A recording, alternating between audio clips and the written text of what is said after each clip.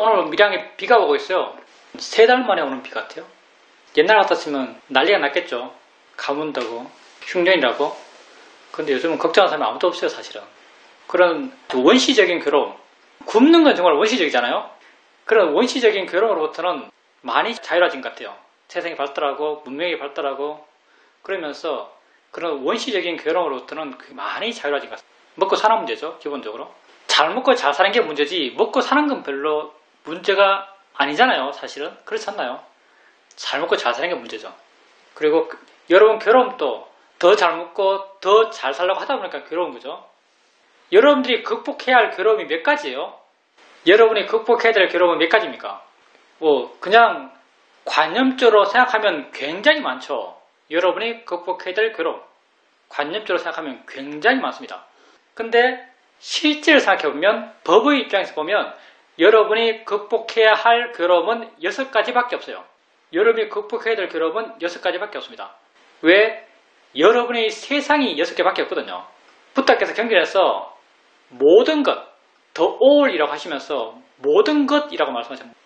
세상에 모든 것이 6가지 있다. 6가지가 세상의 모든 것이다.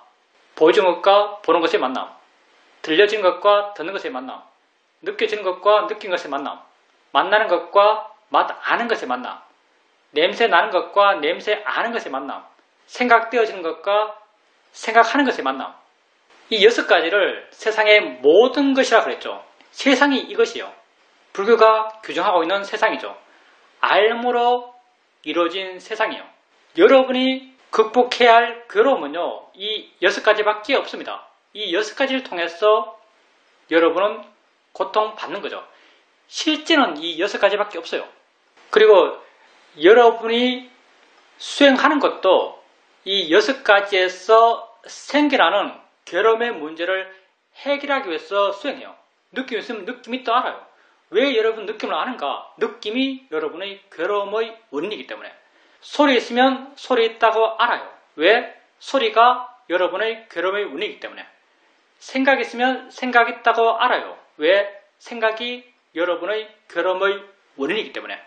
이렇게 여러분은 그 괴로운 문제를 해결하기 위해서 지금 이 순간 여러분에게 진짜 있는 것들을 알아가요.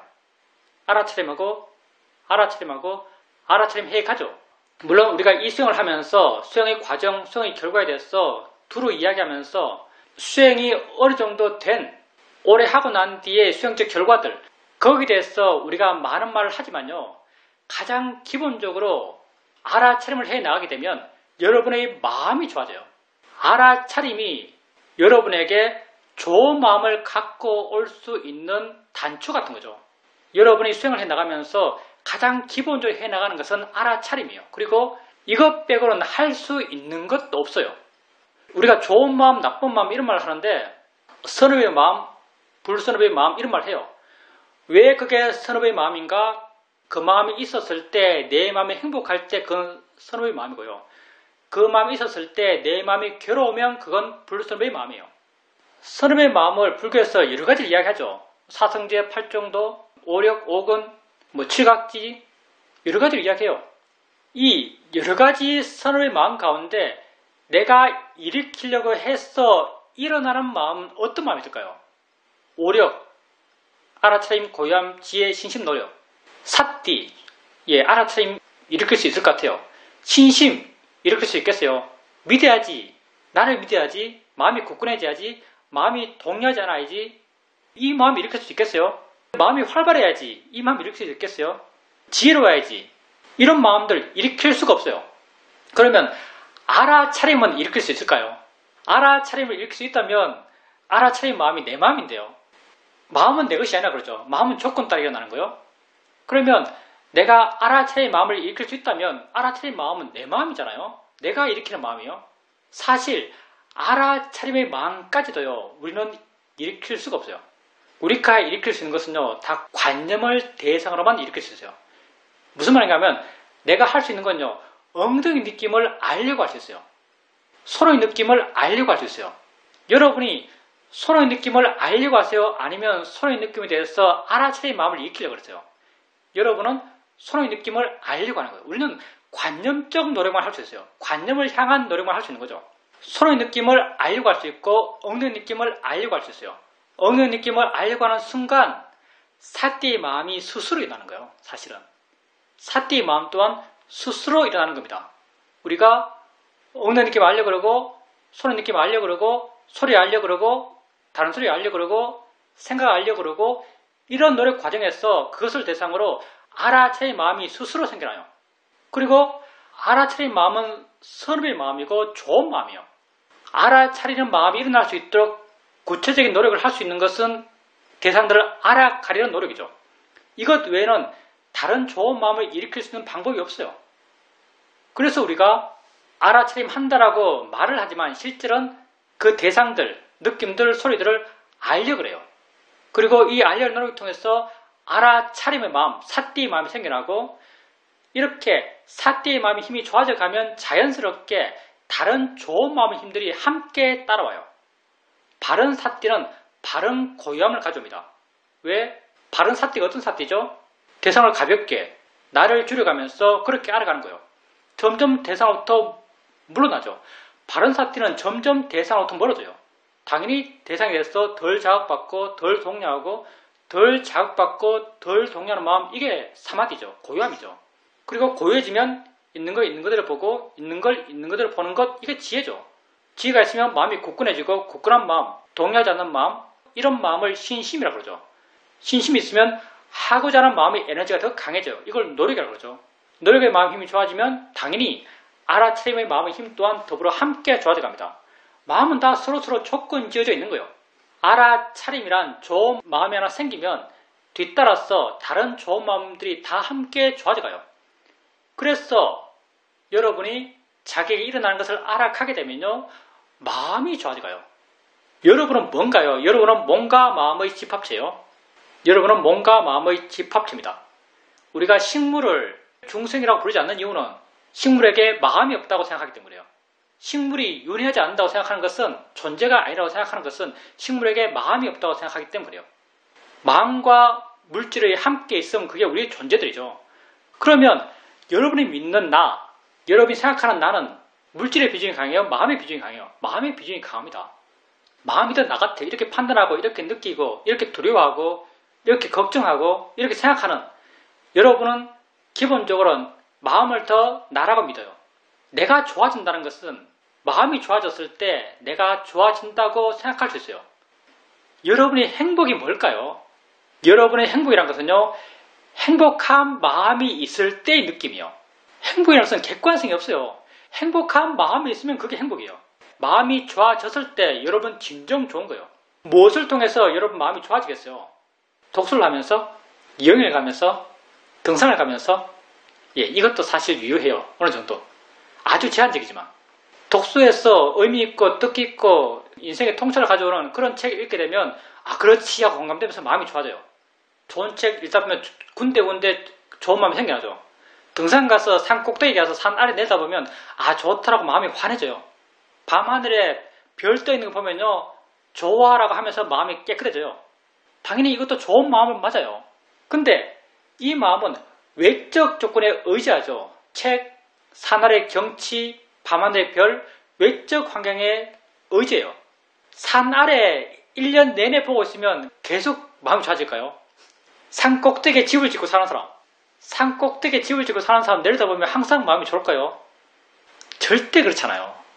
외적 환경에 의지하는 것은요, 가끔 순간 그걸 의지해서 마음이 좋아져요. 근데 내적 환경에 의지해서 좋아지는 마음, 여러분이 반응하는 것은 실지 않은 법이거든요. 실지 않은 법은 관념이 아니에요. 실지 않은 법은요, 영원히 그 미스터리가 완전히 벗겨지지가 않아요. 안다는 게 뭐죠? 마음이 뭐죠? 어디 있는 거죠? 이거 어떻게 알죠? 위치 없이 있다는 게 뭐죠? 존재라는 게 뭐죠? 마음과 물질이 함께 있다는 게 뭐죠?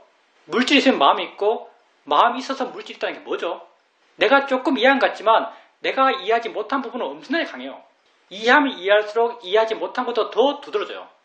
나는 거기에 대해서 끊임없는 관심이 생겨나요. 끊임없는 지혜가 생겨나요. 끊임없는 관심이란 곧 끊임없는 지혜죠. 끊임없는 신심이고요. 끊임없는 노력이에요. 마음이 활발할 수밖에 없죠. 관심이 있으니까.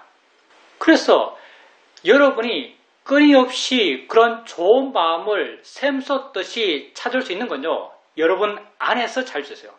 여러분 존재의 신비는 끝이 없어요. 잠깐 시각을 바꿔서 자기를 보세요. 내가 얼마나 신기해요. 이렇게 보는 존재예요. 이렇게 느끼는 존재예요. 이렇게 생각하는 존재예요. 생각이 뭐죠? 어떻게 생각하죠? 다음에 어떻게 느끼죠? 어떻게 알죠? 화내는 게 괴롭지만 도대체 화는 왜 날까요? 이거 어디서 나죠, 화가? 지가 왜 화내요? 지 혼자 괴로운데. 괴로운 줄 아는데 왜 화낼까요? 화내기 싫어도 화가 나요. 도대체 이게 뭘까요? 여러분의 삶, 여러분의 존재라는 것은요, 정말 미스터리한 것이고요. 정말 신기한 것이고요. 알면 알수록 더 궁금한 것이요.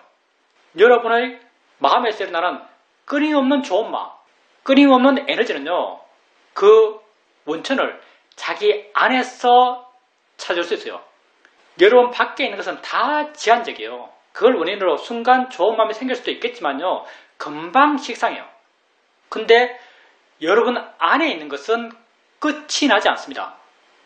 영원히 완벽히 붓다가 아닌 이상 알 수 없는 것들이거든요. 이게 우리의 수행의 대상이에요. 왜? 그걸 대상으로 좋은 마음이 생겨나기 때문에 우린 이걸 대상으로 수행해 나가요.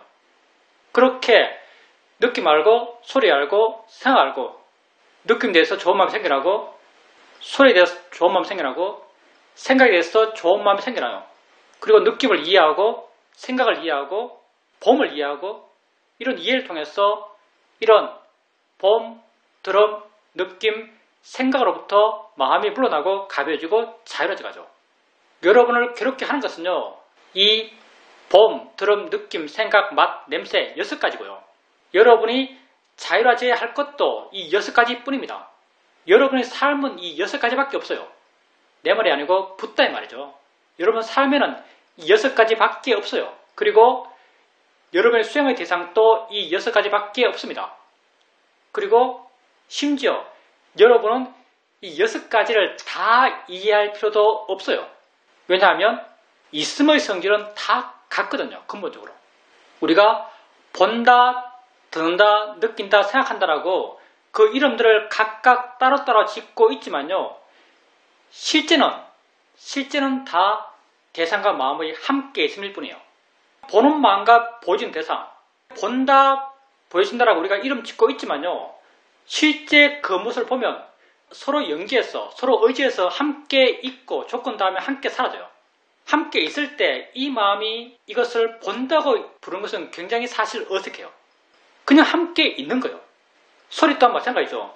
듣는 마음이 들리는 소리를 듣는다고 우리는 관념적으로 묘사해요. 하지만 법의 입장에서 보면 이 둘은 그냥 함께 있는 거예요. 함께 있기 전에는요, 이 둘은 없어요. 함께 있을 때만 이 둘은 존재해요. 봄이 있을 때의 존재의 모습, 들음이 있을 때의 존재의 모습, 느낌이 있을 때의 존재의 모습, 생각이 있을 때의 존재의 모습, 맛이 있을 때의 존재의 모습, 냄새가 있을 때의 존재의 모습이 하나도 다르지가 않아요. 우리 이걸 연기라고 부르고 있죠. 서로 의지해서 함께 있으며. 그러니 우리가 6가지로부터 자유로워진다라고 말하지만요. 실제 여러분은요. 하나만 이해하면 돼요. 하나의 있음만 제대로 이해하면 되는 거죠. 왜? 관념 빼면 다 같거든요. 모든 알머 일어남이 관념을 제하면 다 똑같아져요. 그리고 여러분은 수행을 해나가면 해나갈수록 관념을 줄여가는 과정을 겪어갑니다. 왜? 내가 줄어들어가니까. 내 의지가 줄어들어가기 때문에 관념이라고 하는 것은 곧 내 의지의 발현이에요. 내가 그렇게 알려고 하니까 그렇게 알아지는 거예요. 내가 그렇게 알려고 하지 않으면요. 있는 그대로가 드러납니다. 그래서 여러분은 한 법을 관념을 배제한, 관념을 탈색한 그 한 법을 이해하려고 그러고 우리가 이해하려고 하는 그 한 법이 바로 아는 마음이죠. 물론 수행해가면서 다른 마음들도 이해해 나가지만요. 주되게 우리는 아는 마음을 이해갑니다. 아는 마음은 내게 지금 알아지는 대상이 있다면 그게 느낌이 되었던 소리가 되었던 생각이 되었던 알아지는 것이 있다면 당연히 알아지는 것과 함께 아는 게 있을 거예요. 물론 아는 게 있을 거란 것은 여러분이 사유적으로 생각할 수 있는 거죠. 근데 알아차림을 해가면서 수행하는 마음이 점점 좋아져 가면서 어느 순간 알아진 것을 알면서 아는가라고 묻게 되면 아 그래 이걸 알고 있지 라는 수긍이 마음에 생깁니다. 법은 이해하는 것이요. 법은 체험하는 것이 아닙니다. 그렇지라고 이해돼요.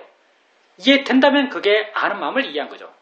그리고 이런 아는 마음에 대한 이해가 깊어져 가게 되면 자연스럽게 안다는 것은요. 알아진다는 것을 전제할 수밖에 없어요. 여러분에게 명료하게 이해되지 않더라도요. 여러분은 안다는 걸 이해한 순간 어느 정도 알아진다는 것도 여러분은 이해하지 못하더라도 마음은 그 이해를 쌓고 있어요. 마음은 여러분이 아니거든요. 안다는 것이 알아진다는 것 없이 어떻게 존재하겠어요? 안다는 것 자체가 알아진다는 걸 전제하고 있는 거죠. 마음은 안다는 걸 이해한 순간 알아진다는 것도 어느 정도 이해하면서 그 이해를 깊이 해 나가고 있어요. 그렇게 안다는 것과 알아진다는 것을 이해 나가고 이해가 능숙해지고 나의 노력이 줄어들고 안다는 것 관념적 의미 부여가 약해지고 함과 되어짐으로 함께 있음으로 마음에 와닿고 이런 함께 있음은 본다, 듣는다, 느낀다, 생각한다, 맛본다 이렇게 6가지 감각기관에서의 모든 있음에 공통된 것이요. 그렇게 여러분은 여러분 자신을 이해 나가고 자신을 이해 나가면 이해 나갈수록 자신이 더 신기하고 더 모를 것이고 더 대단한 것이고 더 관심 가는 존재예요. 그 관심이 지혜를 키우고 신심을 키우고 노력을 키우고 그런 과정들 속에서 내가 뭐다는 것, 내 삶이 뭐다는 것 그런 것에 대한 이해가 알게 모르게 여러분 마음에 쌓여가면서 나중에 여러분 스스로 나는 뭐지? 라고 스스로 물었을 때 말로써 나는 이러이러한 존재라고 말로 표현하지 않더라도 내 마음에 그래 나는 이런 존재라는 내 안에서의 수긍이 자연스럽게 있게 됩니다. 이렇게 내가 날 이해하는 거죠. 그렇게 마음이 좋아져가고 나를 이해가고 좋은 마음의 힘이 좋아져가고 행복을 느끼는 마음이 있고 행복해져 가는 거죠. 마음이 좋을 때 진정 여러분이 좋은 것입니다. 아까도 말했지만 우리가 이 수행에서 수행의 나중 상태에 대해서 말을 많이 하지만 가장 기본적으로 여러분이 수행하는 목적은요. 마음을 좋게 하기 위해서입니다. 그리고 마음을 좋게 하기 위한 가장 기본적인 노력은 알아가는 거예요. 자신대로 하는 것은 6가지 감각기관에서의 일어남이요. 이런 자신을 알아가는 것입니다. 자기를 알아가는 것에 게으르지 마세요. 자기를 알아간다면 훌륭히 이 순간을 살고 계신 겁니다. 질문입니다. 오래간만에 연휴라서 아들 부부들에게 여유 시간을 주기 위해서 손자, 손녀를 저희 집에 데려와서 돌봤습니다. 애들이 집에서 노니까 집 안이 아주 엉망이 되었습니다. 그래도 별로 마음에 동력 없이 애들이 있으니까 이렇게 된 것은 당연하다고 생각되었고 그냥 제가 할 걸 하고 치울 걸 치우고 그렇게 애들과 놀아주었습니다. 식사 시간이 되었을 때 둘째 손녀가 기저귀 발진 때문에 아파서 울었습니다. 누가 한 명 애를 안고 있어야 되는데 제가 일어나서 안정적으로 기저귀를 빼고 로션을 발라주고 애를 안고 그리고 아이한테 노래를 들려주었습니다. 주목하는 것을 다른 걸로 바꿔주기 위해서 노래를 들려주니까 애도 아픈 걸 잊어버리고 재밌게 노래를 듣고 있었습니다.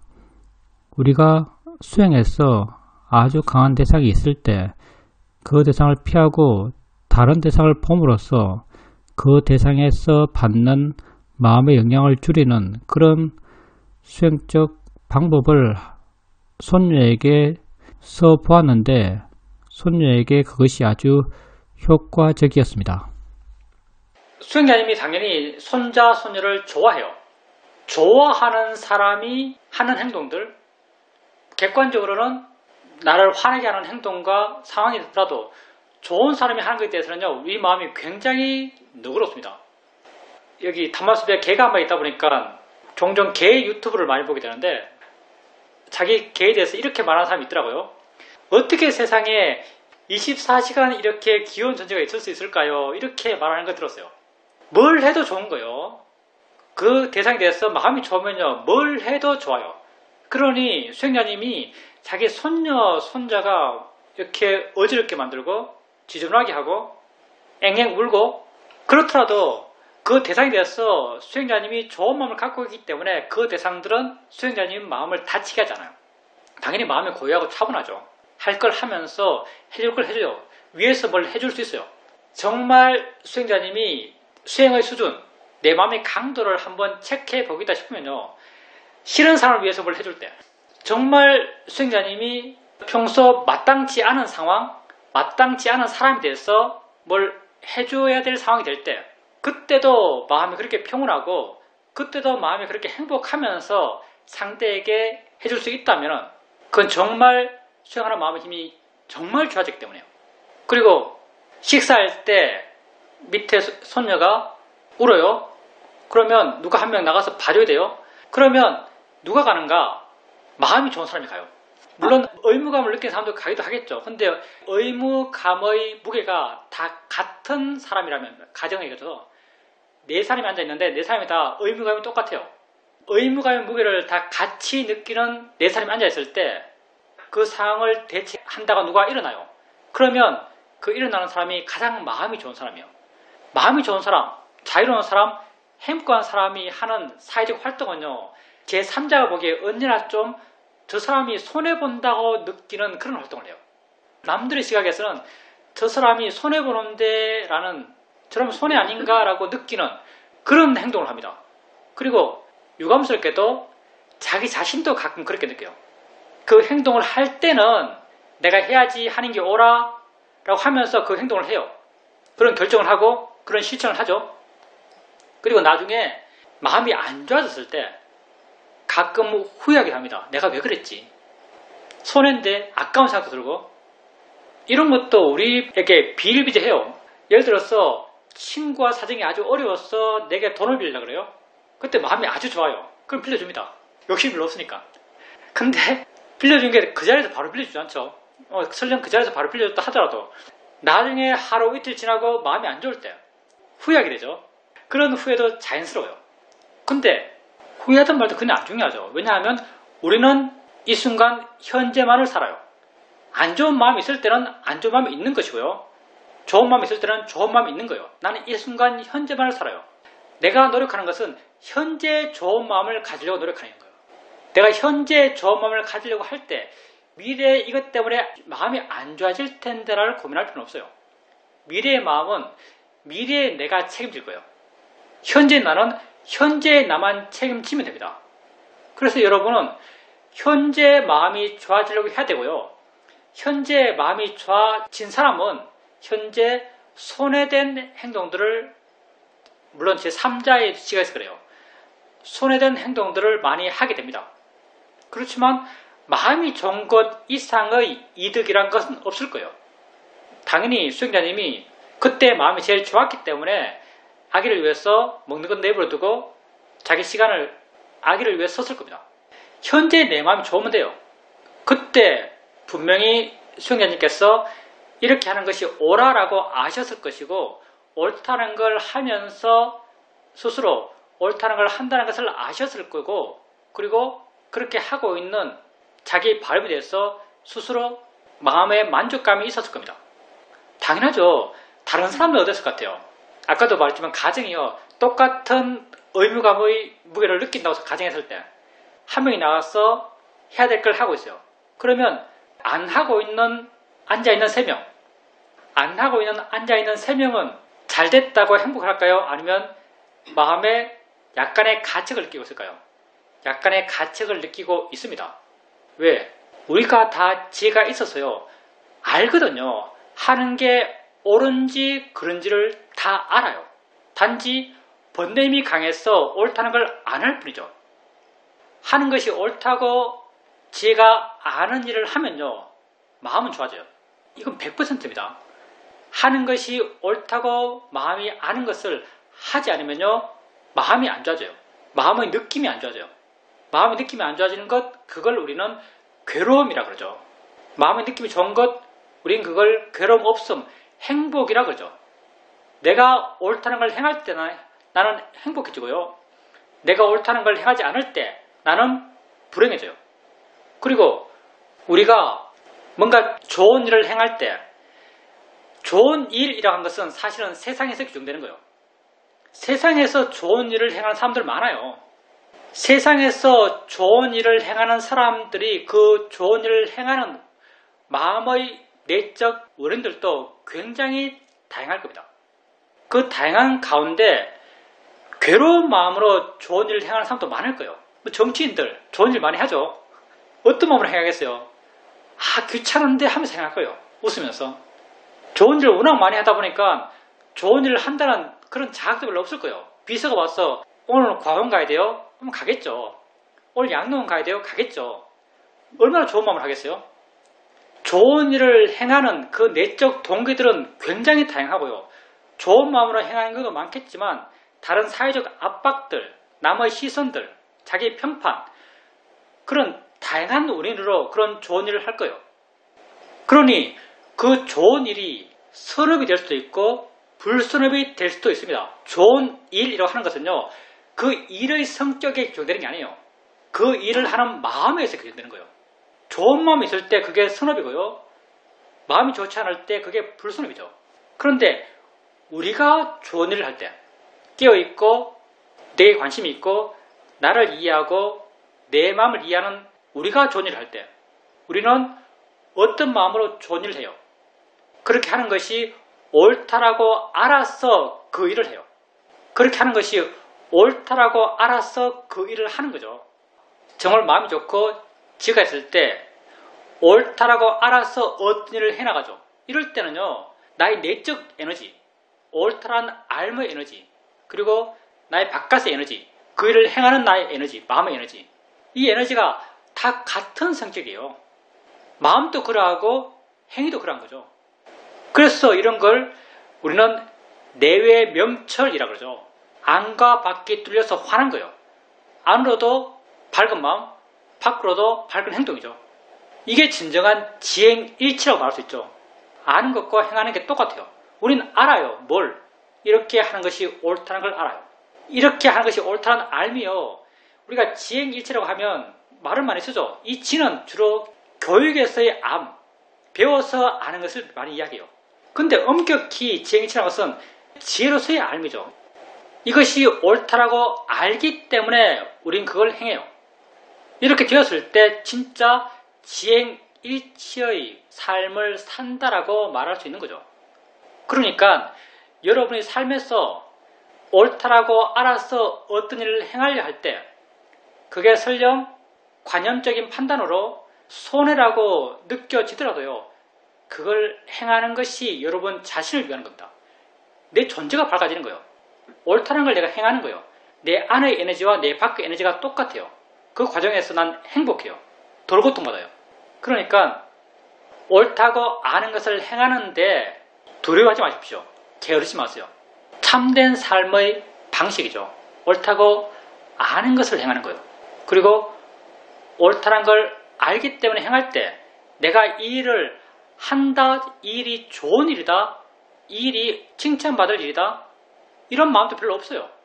옳다는 걸 아는 것을 행하는 것이 그냥 자연스러운 과정이기 때문에 난 이 일의 어떤 사회적 가치를 별로 안 둬요. 그냥 할 뿐이에요. 그렇기 때문에 할 뿐이라는 게 드러나요. 해서 내가 대단하지 않아요. 그냥 그 일을 할 뿐이에요. 옳다고 알기 때문에 나는 할 뿐이죠. 해서 내가 대단해지는 것도 아니고요. 내가 훌륭한 일을 한 것도 아니에요. 그래서 이런 일을 하는 것이 나의 업이 안 돼요. 대승에서 이런 말 하죠.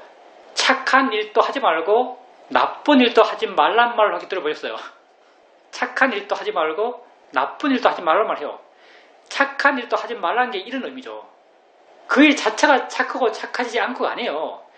내가 그 일을 하면서 착하다는 생각을 내지 않는 거예요. 내가 착하다는 생각을 내지 않으면요, 그건 착한 일이 아니에요. 왜 내가 사회적으로 착한 일이라고 규정될 수 있는 일을 하면서도 착한 일이라는 생각을 하지 않을 수 있는가?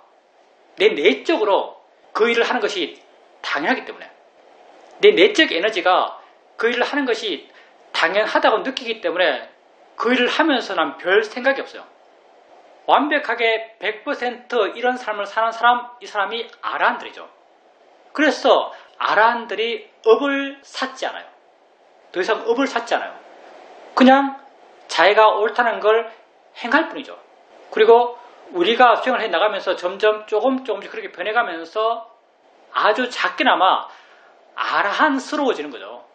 뭘 하면서 한다는 생각이 점점 별로 없어져요. 조금씩 그렇게 아라한스러워져 가는 거죠. 질문입니다. 내가 개인적으로 느끼는 괴로움을 단지 괴로움이라고 알아가려고 하고 있습니다. 그런데 내 개인적인 문제가 아니라 내 가까운 곳 내지는 먼 곳에 있는 수많은 괴로움이 있는 건 분명하지만 그걸 마땅히 해결할 방법도 없는 그런 괴로움들에 대해서는 이 경우에도 단지 괴로움이라고 알면 되는 것입니까? 그러면 마음이 편해지는 것인가요? 어떻게 하면 마음이 편해질 수 있을까요? 마음이 편해지는 방법, 고통을 줄일 수 있는 방법은 뭐냐면요, 수행자님이 그 고통의 원인이 뭔지를 정확히 아셔야 돼요. 우리가 고통스러워요. 왜 고통스러운가? 뭔가를 알기 때문에 고통스러워요. 예를 들어서 내가 수행자님 말씀 들으면서 얼핏 생각난 것은, 내가 감으로 느끼는 것은, 예를 들어서 가난의 문제, 빈곤의 문제, 이런 것에 대해서 수행자님이 고통스러워 하시는 것 같은데, 느낌상 사람들이 너무 가난하고 너무 힘들게 살아요. 아프리카 사람들이 굶어 죽는다 그래요. 그러면 그거 보면서 저 사람들 정말 고통스럽겠다라고 하면서 고통을 느껴요. 고통을 느끼면서 내가 괴로워요. 그런데 아프리카 사람들의 빈곤의 문제, 기아의 문제는 내가 해결할 수 있는 게 아니죠. 내가 해결할 수 있는 것이 아닌 것이 내 고통의 원인이에요. 그렇다면 기본적으로 내가 해결할 수 없는 것이 내 고통의 원인이라면 나는 고통스러워 할 수밖에 없어요. 만약에 아프리카의 기아의 문제가 수행자님의 고통의 원인이라면 수행자님은 영원히 고통받아야 됩니다. 근데 처음에 말했지만 수행자님의 고통의 원인은요, 수행자님이 뭔가를 알기 때문에 괴로워하는 거예요. 수행자님에게 괴로움을 주는 원인은요, 사실은요, 아프리카의 기아의 문제가 아니고요, 그 기아에 대한 수행자님의 생각이에요. 수행자님은 아프리카 기아의 문제를 지금 생각하니까 괴로운 거예요. 아프리카에 있는 사람이 굶는 것, 그게 수행자님을 괴롭게 하는 게 아니고요, 그 생각을 하고 있는 그 생각이 수행자님을 괴롭게 하는 거예요. 무슨 말인가 하면요, 수행자님의 괴로움의 원인은 지금 이 순간 수행자님에게 알아지는 거예요. 이 순간 수행자님에게 알아지는 것만이 수행자님을 괴롭게 할 수 있어요. 수행자님에게 충격을 주는 것, 마음에 충격을 주는 것, 그건요, 마음에게 알아지는 것들만 수행자님 마음에 충격을 줘요. 따라서 수행자님이 해결해야 하는 것, 그건요, 아프리카 사람들의 기아 문제가 아니고요, 수행자님이 해결해야 되는 것은 수행자님이 갖고 있는 생각의 문제를 해결하는 거예요. 그러면 그 생각의 문제를 어떻게 해결하는가? 그 생각을 일어나지 않게 하는가? 그게 아니에요. 그 생각을 바르게 알고 그 생각으로부터 물러나고 그 생각으로부터 자유로워지는 걸로 그 문제를 해결하는 거죠. 어떻게 물러나고 어떻게 자유로워지는가? 그 생각을 알게 되면 생각이지 라고 알아요. 정말 그건 생각이에요. 그 생각은요, 수행자님이 집에 있다면 수행자님이 집에 있는 강아지라는 생각과 별로 다르잖아요. 마음이 뭘 하고 있는 거예요. 마음이 그 어떤 영상을 떠올리고 마음이 어떤 내용을 떠올리고 있는 거예요. 수행자님의 직접적 삶의 경험은요, 아프리카 기아의 고아를 생각하는 것과 집에 있는 강아지를 생각하는 것이 근본적으로 다르지가 않아요. 생각을 알아가면서 생각이지, 대상이지, 알아지는 거지 하면서 그 생각을 이렇게 바르게 알아갈 때 수행자님은 그런 수행자님이 지금 하고 있는 경험, 그 생각에 대한 이해가 마음에 생길 것이고요. 그런 이해는 그 생각으로부터 수행자님 마음을 가볍게 할 것이고 부드럽게 할 것이고 자유롭게 할 것이요. 그렇게 그 생각으로부터 수행자님을 덜 고통받게 할 겁니다. 그러니까 수행자님께서 아까 말씀하셨던 수행자님이 해결할 수 없는 문제, 해결할 수 없는 문제는요, 해결할 수가 없어요. 그리고 그 문제는 수행자님 앞에 있는 게 아니에요. 수행자님 마음, 생각 속에 존재하는 거죠. 따라서 우선 수행자님은요, 내가 지금 알고 있는 것이 무엇인가를 분명히 아셔야 돼요. 내게 진짜 있는 것은 무엇인가를 분명히 아셔야 되고, 내 고통의 원인이 무엇인가를 분명히 아셔야 됩니다. 수행자님의 고통의 원인은 지금 수행자님에게 알아지는 거예요. 이렇게 수행자님에게 지금 알아지는 것이 고통의 원인이라고 분명히 아시고요. 그 알아지는 것을 바르게 알아가려 해야 됩니다. 대상으로서, 자연의 이치로서 바르게 알아가려 하셔야 되고요. 이렇게 바르게 알아가려는 노력을 통해서 그 알아지는 것으로부터 마음이 부드러워지고 마음이 물러났을 때 수행자님은 그 부드러워진 만큼, 물러난 만큼 고통이 줄어든 거예요. 이게 우리의 수행적 실천입니다. 질문입니다. 그런 문제를 만났을 때 실제 스님이 말씀하셨던 그런 방식으로 보려고 하고 있습니다. 그걸 통해서 마음이 좀 가벼워지고 편해진 듯도 합니다. 그런데 한편으로는 그렇게 문제를 해결하는 것이 너무 이기적이다라는 생각이 들면서 마음이 편치를 않습니다. 그게 얼핏 보면 굉장히 이기적이에요.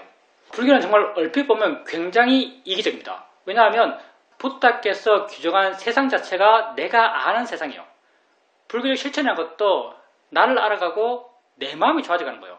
불교의 문제도 고통이죠. 이 고통이 인류의 고통이 아니에요. 나의 고통이에요. 불교는 세상도 나의 세상만 다루고 고통도 나의 고통만 다루고 행복도 나의 행복만 다뤄요. 실제 부다의 가르침은 이것이죠. 내 문제를 내가 해결해서 내가 행복해지자. 내가 고통받지 말자. 이게 불교적 접근이죠. 맞아요. 이렇게만 보면 불교는 굉장히 이기적입니다. 불교는 나를 위한 종교예요. 근데 나를 위한 종교라고 하는 불교의 실천을 통해서 변해가고 있는 나, 변해가고 있는 나는요, 점점 내가 줄어드는 걸로 변해가요. 나라고 하는 것이 약해지는 걸로 변해가요. 옳고 그름에 대한 판단이 더 명확해져가요. 그리고 옳다고 아는 대로 행하는 안과 밖이 점점 같아지는 사람으로 변해가요. 그리고 아는 것과 행하는 것이 같아지면서 거기에서 의미를 찾아가는 존재가 되어나가요. 이렇게 내가 줄어들고 옳다고 아는 것이 명확해지고 옳다고 아는 것을 행하는 사람이 되어나가요. 그리고 행한다는 것에 대해서도 별로 내가 행한다는 생각이 약해져가요. 왜? 내가 줄어드니까. 이렇게 된 사람은요, 극단적으로 이타적인 사람이에요. 이타라는 생각 자체가 없는 이타적인 사람이에요. 이타는 자기중심을 갖고 하는 남을 위한 게 이타예요, 사실요. 내가 줄은 사람이 어떤 사람을 봤을 때 당연히 그 사람을 위해서 뭘 해줘야겠다고 알아요. 알기 때문에 해줘요. 내 마음 안에서 이게 옳다고 알기 때문에 밖으로 행하죠. 행하지만 행한다는 생각이 없어요. 행한다는 생각이 약하거나 행한다는 생각이 없어요. 내가 남을 위한다는 생각도 없어요. 그냥 행하는 게 옳기 때문에 행해줘요. 이걸 표현하면 극단적으로 이타적인 사람이에요. 정말 바르게 수행해서 바르게 마음이 좋아지고 바르게 내가 줄어들고 바르게 옳다는 게 명확해지고 옳다는 방향으로 바르게 행동할 수 있고 이런 사람은요, 진정 이타적인 사람입니다. 내가 있는 사람, 내가 강한 사람, 이런 사람이 과연 진정 이타적일 수 있을까요? 바르게 수행하면 내가 좋아지고 내가 좋아지면 나는 남을 위한 최선의 존재가 돼요. 왜 불교가 남을 위한 이야기 별로 안 하는가? 정말 경전을 보면요, 불교는 남을 위한 이야기 별로 안 합니다. 사회 이야기도 별로 안 해요.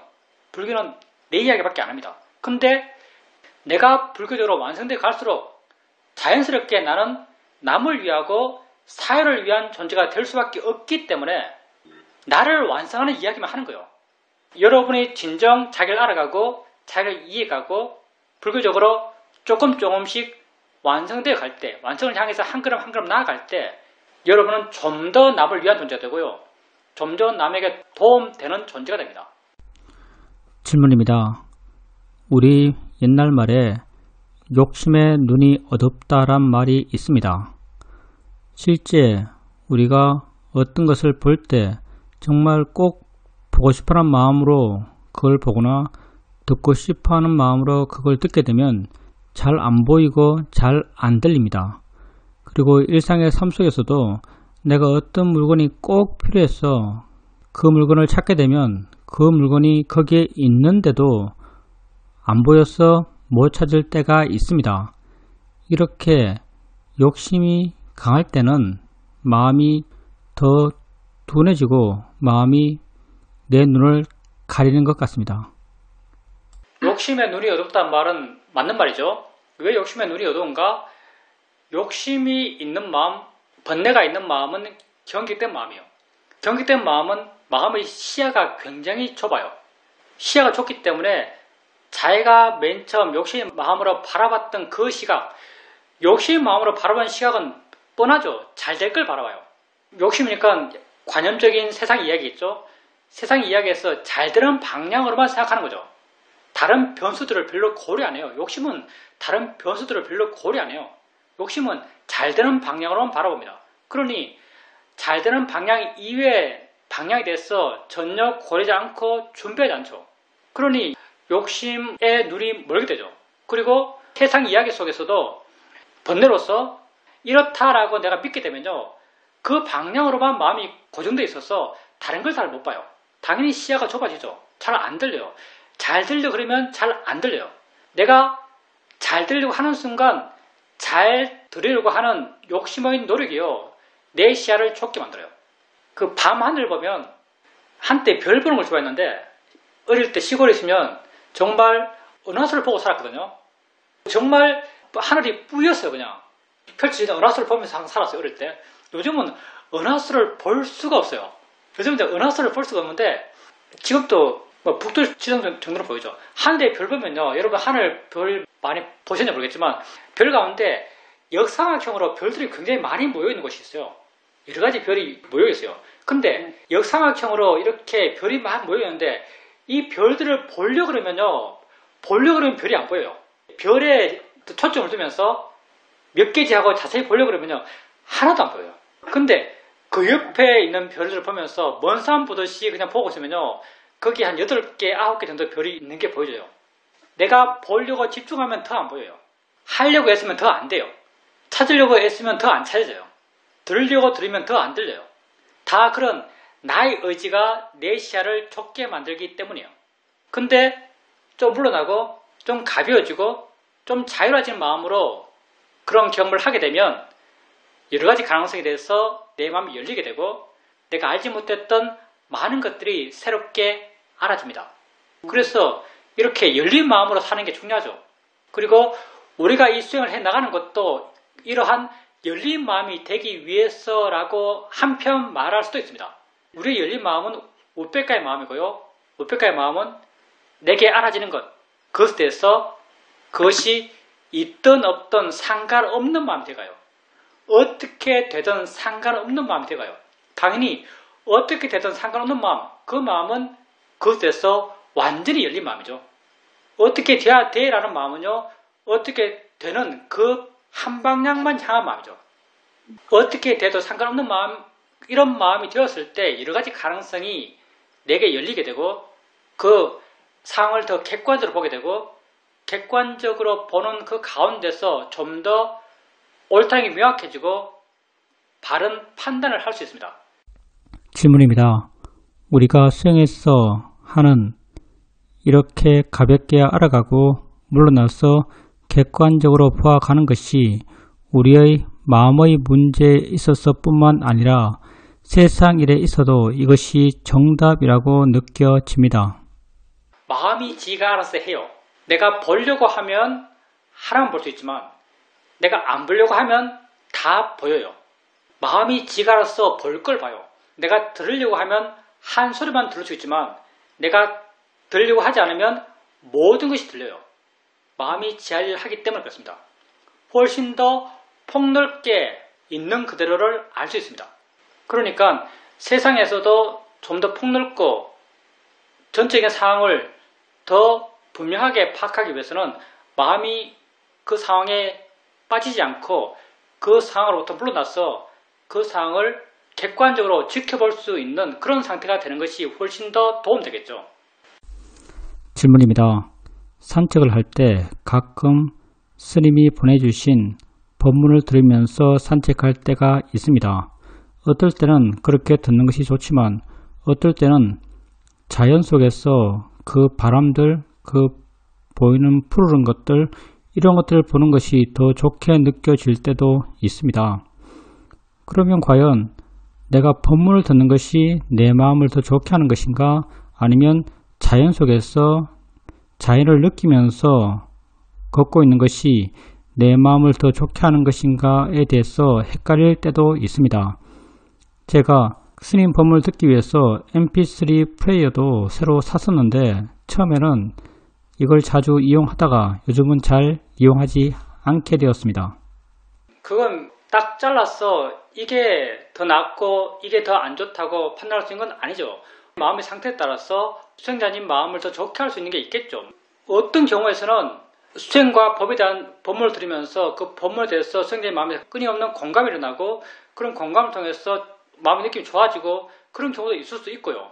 어떤 경우는 법문의 내용은 건성건성 듣고 그냥 다 아는 것 같고 별 신기한 것도 안 생기고 별로 관심도 없고 바깥의 환경이 더 깨끗하고 신선하고 내 마음을 좋게 하고 환하고, 그렇다면 법문 듣는 게 별 의미가 없죠. 바깥을 보면서 들으면서 관심을 내게 두고 알아서 해나가면서 좋은 마음을 키워가는 것, 그게 훨씬 더 수행자님에게 좋은 마음을 가져오는 거죠. 그러니까 딱 잘라서 이렇게 하는 게 더 좋아요 라고 말할 수는 없어요. 수행자님 마음에 더 관심이 있는 것, 수행자님 마음을 더 좋게 할 수 있는 것, 그런 걸 해나가면 되는 거죠. 질문입니다. 내가 산책을 나갈 때 mp3 플레이어를 들고 나갔던 것은 내가 법문을 듣는 것을 가치 있게 생각했기 때문이었을 겁니다. 그런데 자연을 보고 바람을 느끼는 그것에 대해서 내가 더 좋아하는 것을 보면서 이게 혹시 탐심이 아닌가라는 생각도 하게 되었습니다. 가치 있다는 말 있잖아요. 수행자님께서 가치 있는 일이라서 mp3를 사고 그렇게 들고 나갔을 거라고 하시지만, 가치 있다는 것은요, 그 이전의 판단이고요. mp3를 살 때, 예전은 나갈 때 mp3를 들을 때 가치 있을 거야? 나가서 듣는 게 좋을 거야? 하고 들어요. 이런 판단들은요, 과거의 판단들이에요. 나가서 걷고 있을 때의 판단이 아니에요. 걷고 있을 때는 걷고 있을 때 수행자님이 판단대로 행동하고 결정해야죠. 그때는 mp3를 듣는 것보다도 그런 자연 환경 속에서 깨끗하고 환한 자연 환경 속에서 알아가면서 수행해가면서 저 마음을 키워가는 것, 그게 더 수행자님에게 좋다라고 느껴졌을 겁니다. 그러면 과거에 내가 의미 있어, 가치 있어라고 판단했던 그 판단들은요, 지금 안 중요해요. 매 순간순간 그때 가치가 있을 뿐이에요. 과거의 판단들, 과거의 가치들은 지금 판단에 영향을 끼칠 필요가 없어요. 이걸 우리는 매몰비용 이런 말 쓰죠. 이거 매몰비용이요. 판단은 오직 현재를 갖고 하는 거예요. 과거에 내가 얼마의 노력을 투자했다. 과거에 내가 뭐 얼마 주고 이 mp3를 샀다. mp3를 갖고 나가기 위해서 만약 mp3를 못 찾아가지고 내가 뭐 1시간 동안 mp3를 찾기 위해서 온 방을 다 뒤졌다. 그런 많은 노력, 많은 비용을 지불하면서 내가 산책 나올 때 mp3를 들고 나왔다. 그럼 지금 이 mp3를 들어야 될 것인가 말 것인가는요, 그 이전에 내가 했던 그 투자들, 그런 이전에 내가 했던 투자들은 아무 의미가 없어요. 지금 나의 판단은 지금 있는 걸 갖고, 지금 있는 걸 근거로 해서 판단하는 거예요. 과거의 것에 의지해서 지금을 판단하면 그 판단을 거듭되게 하기 아주 쉽습니다. 여러분은 가장 중요한 게 마음입니다. 행복을 느끼는 마음이 있을 때 행복해지는 거예요. 마음 빼고 없어요. 기쁨을 느끼는 마음이 있을 때 기쁨이 있는 거죠. 따라서 마음이 좋아지는 게 가장 중요합니다. 그리고 마음을 좋게 할 수 있는 가장 확실하고 여러분의 노력으로 가장 쉽게 할 수 있는 것, 그게 수행이에요. 외적 환경에 의지해서 마음을 좋게 하는 것, 그건 굉장히 제한적입니다. 그렇지만 내적 조건을 갖고 내적 좋은 마음을 키워가면서 마음이 좋아져가는 것, 이건 할 수 있고 하면 되고 영원히 그 원천이 고갈되지 않는 길입니다. 내 마음을 좋게 해 가기 위한 그런 노력을 지속적으로 해 가시길 바라겠습니다.